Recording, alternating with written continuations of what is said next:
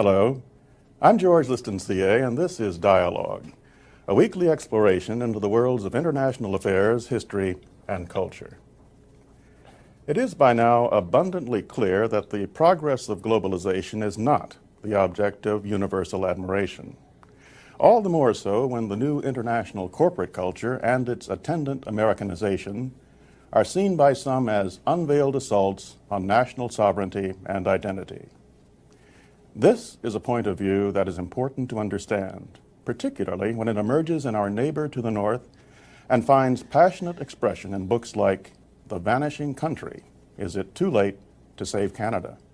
My guest is Mel Hurtig, author of The Vanishing Country. Mel, welcome to Dialogue. Thank you very much for having me on the show. I'd like to have you. Pleasure. You've written, as I've told you, a book that is very provocative, very lucid, and let me also add this for the viewing public. Look at the book art on the cover. I'm very fond of this because this, the field of the American flag here, as you can see, with a maple leaf in the place of what we could assume might be the 51st star. Mm-hmm. And that conveys, I think, admirably the spirit of this book, because that is your concern, isn't it, Mel Hurtig? Well, it's not only my concern. There was a poll issued just before this manuscript went to the publisher that showed that 30% of Canadians didn't think there was going to be a country called Canada a generation from now. Now, I defy you or anyone watching this show to think of any other Western developed nations that would have a figure remotely similar to that.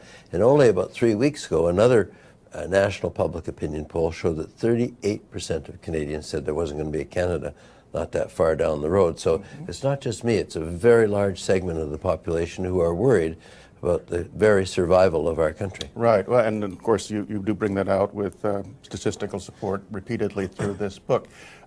Now, Mel, what's causing that? And I think what, if I interpret you correctly, is the thesis of this book is, and to use the word I think you use, the sellout of Canada by a plutocracy, by misguided politicians who are kind of fellow travelers with that plutocracy, and maybe the odd journalist and academic as well tossed in there, but that emphasis that's on the group. Emphasis on the word odd. On the word odd, but is that right? No, look, George, I've been talking about Canada and Canada being an independent country for 35 years. I've never before this book ever used the word plutocracy. And it's quite clear to me that right now there's a very powerful, very elite, very well organized, and very well financed plutocracy that want to meld us into the United States. Mostly it's Canadians, but there's some of it in the United States. And it was quite interesting. Just as this book was being published, there was about a 6 or 7 page article in the New York Times by Paul Krugman, the economist, talking about the American plutocracy. So I'm not so sure it's all that different in the United States from what is happening in Canada. Well, I want to get into that in a couple of minutes, Mel, because I mean, one of the things as a reader that occurred to me is maybe everyone is caught up now in processes, you know, to use the old cliche, they're bigger than both of us in a sense, and that are sort of tied up in that wonderful but vague word globalization. But before I get to that, though, another thing about why you wrote the book and how you wrote it, Mel, this is a clarion call. This is a call. It is. I don't mean a call to arms in a physical sense, but certainly a wake-up call. Not yet. Well, let's hope it doesn't turn that way. But no, it is a wake-up call. I say the subtitle of the book is it too late to save Canada? Right. And towards the end of the book, I list all the reasons why, boy, it's very close to being too late. Huge growth of foreign ownership and control in Canada. Just let me dwell on that for a minute. In Canada, we now have 35 different sectors of the Canadian economy that are foreign-owned and controlled. And 10,000 firms sold. Yes, 10,000 firms sold since Brian Mulroney abolished the Foreign Investment Review Agency, and most of those to Americans, by the way. I guess about 67, 68% of all the revenue from foreign-controlled firms in Canada goes to American firms. But in Canada, we've got the automobile industry, the truck industry, the chemical industry, the rubber industry, the mineral fuels industry, the electrical apparatus industry, most of the manufacturing industry, most of the petroleum industry, foreign-owned and controlled. Right. So how many industries are there in the United States that are foreign-owned and controlled? A while ago, Americans were really worried because the Japanese were buying up Pebble Beach. The Japanese were buying up Rockefeller Center. And some American businessmen in the New York Times said, my God, I think they've got the Statue of Liberty. Right. So how many industries in the United States are foreign-owned and controlled? George, that many. Well, Zero. as industries, yeah, but you're quite, with the degree of penetration, to use that word, economic penetration has been remarkable. I mean, Rockefeller Center is Japanese. Universal Studios and I think a couple of others in California are now let me put it in this perspective. In Canada right now, about 35% of all corporate revenue goes to non-residents, and it's going uphill on a graph like this. In the United States, it's about 6%. Well, that's another complaint of yours, that a lot of these takeovers, and I guess that's the word, have been engineered with Canadian money, haven't they? Well, one of the primary sets of villains in my book are the big Canadian banks, a huge, powerful oligopoly, extraordinarily profitable, extraordinarily wealthy, expanding like mad in the United States, I might add. But they have funded, I would say, about 65% of the takeover of Canadian funds, companies have been funded with our own savings. Again, there is literally no other country anywhere in the world that would allow that to happen. While we're using these statistics, Mel, let me introduce one and make sure I understood it correctly. We're talking about foreign investment viewed by you clearly and stated in this book as excessive and taking control of Canada's domestic economy, and that foreign investment coming into Canada reflects itself in, how to put this now, 97% of it ends up funding takeovers. Is that right? Absolutely. 96.6%. You've read the book. I love you. 96.6% of all the foreign direct investment was for the takeovers of businesses in Canada, and a crummy, paltry 3.4% was for new business investment. And I quote in the book a very famous authority on the subject, Brian Mulroney. He said, "I've never ever seen a takeover yet that resulted in jobs for anybody but lawyers and chartered accountants." Well, I think you called him the champion Americanizer. Oh yeah, he is. He is America's best friend in Canada by far. Yeah, and I'm going to chart that particular phase of Canadian history because I think you view the Mulroney regime and about 1984 and the introduction of NAFTA as really accelerating this. Is that right? Oh, clearly. The Brian Mulroney, the year before he was elected in 1983, he said, "You'll hear nothing from me about free trade at this time or at any other time in the future." The very next year, he started moving towards the free trade agreement. The Chrétien government said, as soon as we're elected in 1994, what we're going to do is we're going to get rid of the 1993, we're going to get rid of the free trade agreement. We're going to get rid of NAFTA. If we can't renegotiate it properly, we're going to dump it, and we're going to apply for leaving them. And of course, what they did is exactly the opposite. They, in fact, accelerated the Mulroney programs. So we've had 18 years now of Mulroney government, 18 years of Chrétien government. And George, it's not just the foreign ownership. It is a huge Americanization of Canada. Privatization, deregulation, changes in employment insurance to match them closer to the American model. Big pressures now. Like right now, George, there's an amazing set of things going on. This plutocracy is talking about things that if you had raised the subject a few years ago in Canada, you would have been laughed out of the House of Commons. Abolishing the border, adopting the U.S. dollar, amalgamating the military with the U.S. military, etc. So it's quite unparalleled. Let me introduce some dissident voices, Mel, because I know that you're the kind of man who will take on an argument. That's pretty clear. I think it's this week's issue of Maclean's magazine that makes prominent mention of the fact that you are on a book tour now and in the States and so well. So doing us so proud as to come here is what I have to say. And that goes on to explain, in their words at least, your thesis, but then adds this paragraph. I'll read it for your reaction. Their paragraph goes, referring to Mel Hurtig's argument, "That's the kind of argument that would have had Canadians leaping to the barricades a couple of decades ago. Today it barely elicits a yawn. Some observers see that shift as part of a global trend, so-called globalization. It's no longer just us versus them in the last 20 years as the world has become more economically interdependent.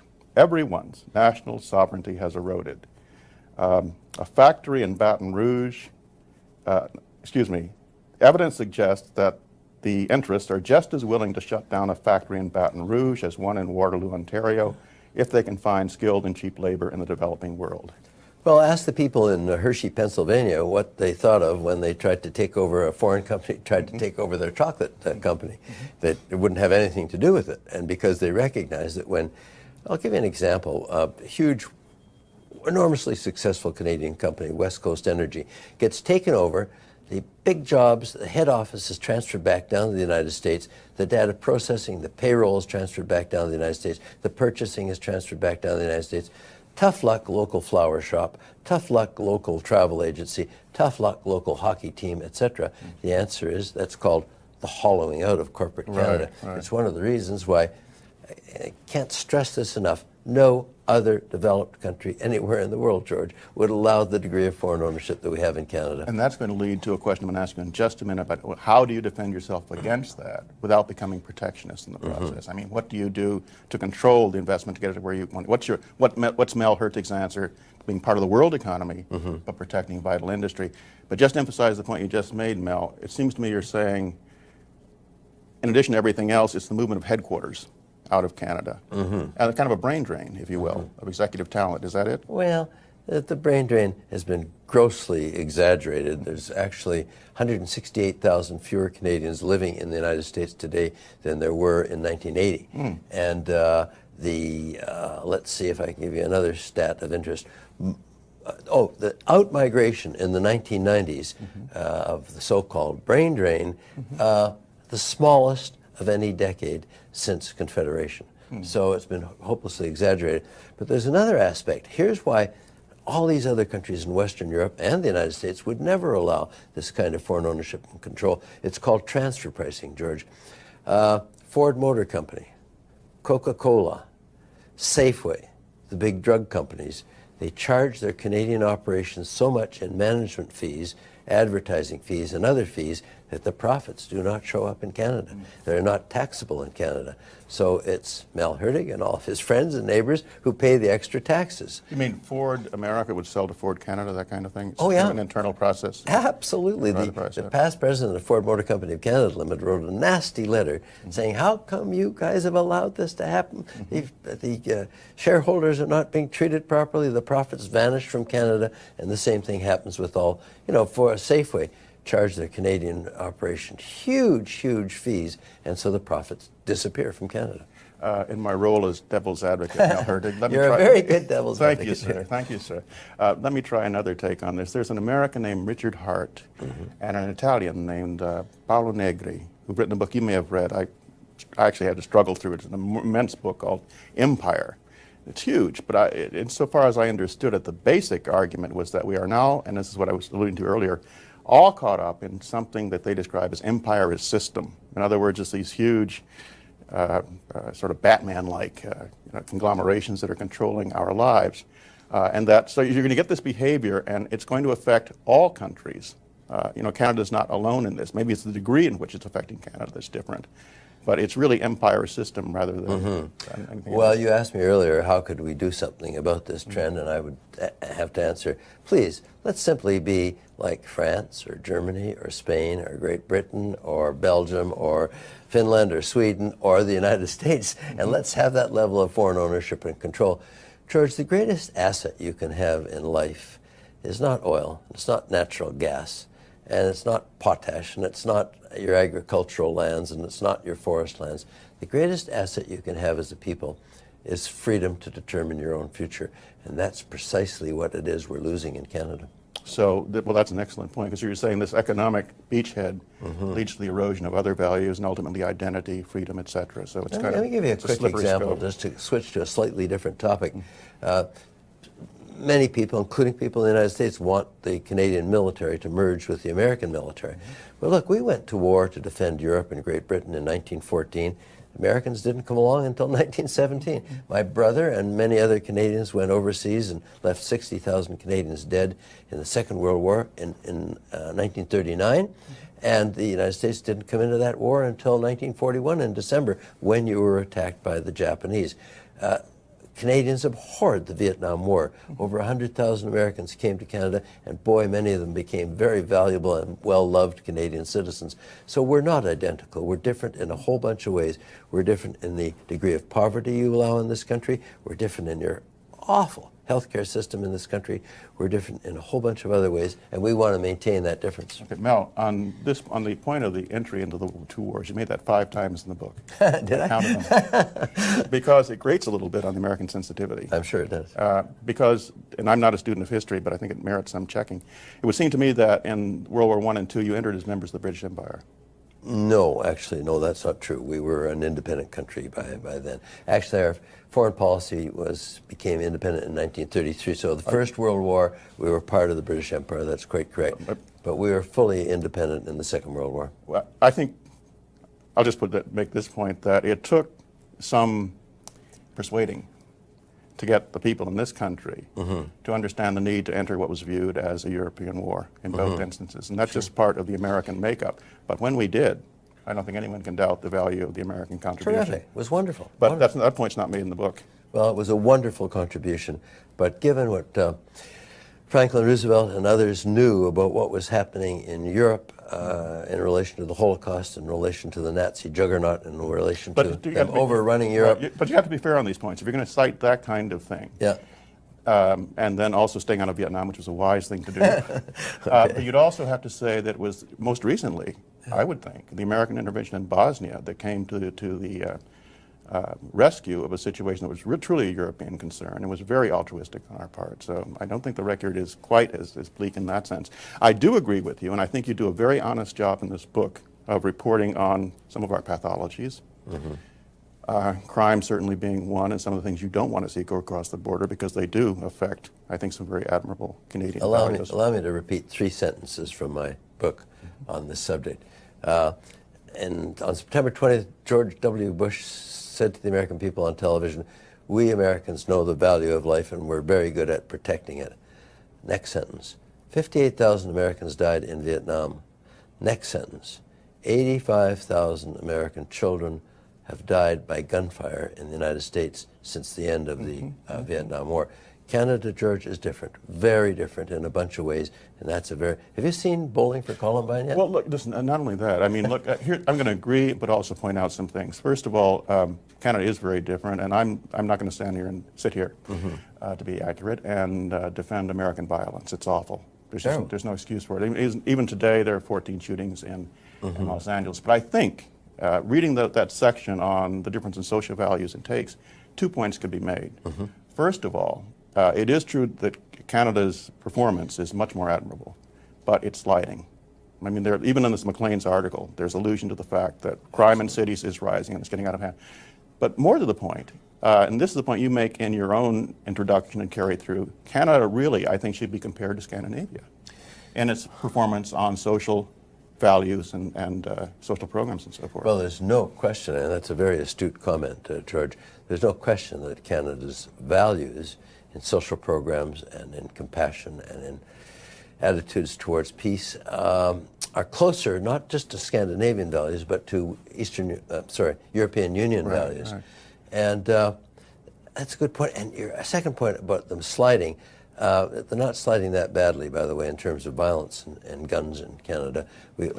Last year we confiscated, I forget how many, 3,800 guns at the border. But the point here is that it's true that under Mulroney and under Chrétien, we have moved closer and closer to American values in a lot of different ways. And that, frankly, look, I happen to love this country, the United States. I've got tons of friends down here. I can't... You have family here, don't you? Yeah, I have family here, and I admire the genius of your Nobel Prize winners. So my favorite writers are like Cormac McCarthy and well, mine's Margaret Atwood. Okay. So we're tied. So that's reciprocity. Reciprocity. I mean, you've got so many wonderful, talented people in this country, but in so many ways we're different, and I would like to see that difference preserved. Mel, let me suggest a way in which others might see us as pretty much the same. Let me introduce a third country into our conversation, the other giant country in our hemisphere, Brazil. And you probably know this better than I do, but Brazil right now is having a bone to pick with Canada. On 3 levels. This is interesting. I mean, Bombardier, the great Canadian aircraft company, has been, in Brazil's point of view, threatening the success of their great company, Embraer, in terms of the American market. That's industry. And agriculture, there's recently this thing about the Canadian government boycotting or making the entry of Brazilian beef into Canada very difficult and tainting it, at least as as a product. George, you're dead right. And then finally, let me add this, because I just tossed this in. And now we've gone from industry to agriculture. How about art? The winner of the Booker Prize, it turns out, is being charged by the Brazilians with having plagiarized a Brazilian author. So, I mean, this kind of thing. That last charge is absolutely phony baloney. Look, Brazil has had some fights with Canada, and here's where they are in terms of the scale of those fights. When you listen to the new president, Mr. Lula, talk about the United States and talk about the prospects for the FTAA, the Free Trade Area of the Americans, no way, because they are really apprehensive about who? Not Canadians, about the United States, about your agricultural policies, about your steel tariffs, and a whole bunch of other protection. Now remember, Lawrence Martin, a great Canadian writer who used to be the Globe and Mail's correspondent here in Washington, said he cannot remember any American government more inimical to Canadian interests than the current government of George W. Bush. And exactly the same thing applies to South America. I personally am delighted, quite frankly, because I know what that means is that the FTAA and the Doha round of the World Trade talks are really in trouble because of the aggressiveness of the Bush administration and the unilateralist moves of the American administration. This is a charge that's often made, indeed. I've both certainly heard that before. Mel, I want to go back to the introduction of NAFTA and the Mulroney government that brought it in, because you make a very powerful point in this book about that government setting off, accelerating the very trends we're talking about. Once again, just to get your take on this, and I think you make this point, the decade prior to the introduction of NAFTA saw robust job growth in Canada.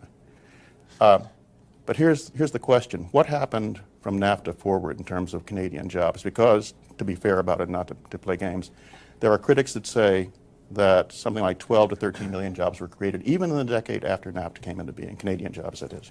Whoa. I find so often, George, a huge gap between the public rhetoric and the actual facts. I love the U.S. Department of Commerce. I love the Statistics Canada in Ottawa. I have many, many faults, I can tell you, but I'm a damn good researcher, and I can tell you this. In the Free Trade Agreement came in 1989. In the entire decade of the 1990s, Canada had the lowest GDP growth rate of any decade since the Great Depression. It had the lowest increase in employment of any decade since the Great Depression. It had the poorest increase in personal income of any decade since the Great Depression. Just to give you an example, full-time jobs. In the decade before the Free Trade Agreement, the 1980s, full-time jobs constituted 58% of all jobs created. In the first decade of the Free Trade Agreement, 18% of the jobs were full-time jobs. That's a horrible statistic, and I could go on. I do go on at some length in the book talking about that. So the results for Canada, and I had somebody from Mexico at my talk recently in Washington, and I've got the section in there on the results for Mexico, right, and they're pretty dismal. And the people in Brazil understand that, and they're frightened about that. What's the answer, Mel? I mean, I don't think that either one of us, no matter what you think of, we think independently or collectively of NAFTA, expect to see it renegotiated.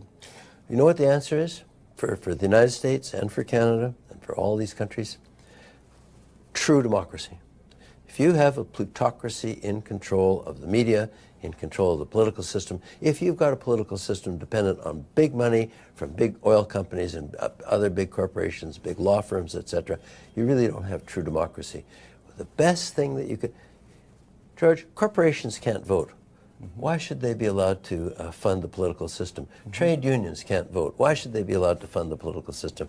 I've got a whole long section on the reform of democracy. This is where it gets interesting, because here, and do correct me, Mel, if I'm wrong on this, but see, you're citing phenomena, the growth of corporate culture, the power of corporations, really. I mean, in other words, I'm not sensing so much Daddy Warbucks type independent robber baron turn of the century villainy as these powerful interests that have voices that you think are all too powerful and don't allow for, as you put it, the democratic expression of the common people. Well, like Dick Cheney in the United States, or the Business Council on National Issues in Canada, and people like that.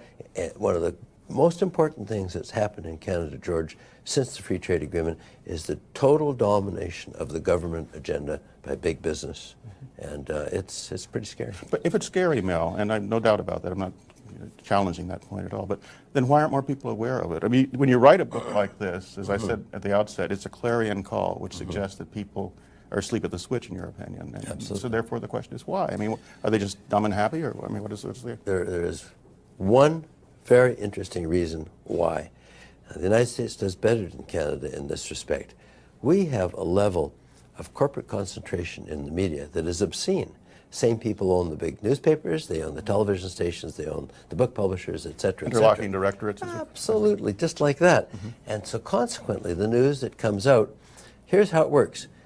The same people fund the so-called, quote, think tanks, end of quote. They're all falling off the right edge of the globe. Then the think tanks report these, quote, studies, end of quote. Then the newspapers put them on the front pages of the newspapers. And so it's an interesting circle. And then, George, the same people exactly are the ones who fund the political parties. It's a closed circle of influence. You know, as we come to the conclusion of the conversation now, which I've enjoyed immensely, I must say. Me too. Because as I said once again at the outset, I like men and women who speak plainly and clearly and know where they stand. You have a very ambitious agenda that concludes this book, because obviously you go through this list of complaints. The question is, what are your prescriptions, Melhert? And you list them. And they run from the obvious one of controlling foreign investment better through increasing, I think, child health benefits, Medicare, et cetera. It's actually a very, very liberal agenda as we would know it here. So the question is, and it's a big agenda, do you need a new political party to do that? And what do you think the chances are of there being such an animal? The chances of a new political party being successful in the near future are somewhere between almost 0 and 0. But having said that, there is a huge desire in Canada for more democracy. People are fed up with the kind of cronyism, the corporate control, the pork barrel, the sleaze, the giving away contracts to friends. But the key thing, George, is that people are hungry for real democracy. They're anxious to take part, and they're also very cynical. Can you imagine? 39% of Americans voted in the midterm elections. I'm not surprised. We're well known for that kind of apathy. That's appalling. Well, it is. But then again, what you want to do is animate Canadians to vote. Absolutely. And for this new party, perhaps. Absolutely. Mel Herdig, it's a delight to have you on the program. Pleasure. I hope to get you back here very soon. Thank you very much. I thoroughly enjoyed it. Me too. And that's our program. I'm George Liston, CA, and you've been watching Dialogue, a co-production of MHC Networks and the Woodrow Wilson Center. We come to you every week from the Ronald Reagan Building and International Trade Center in the heart of Washington, D.C. Please join us again right here next week.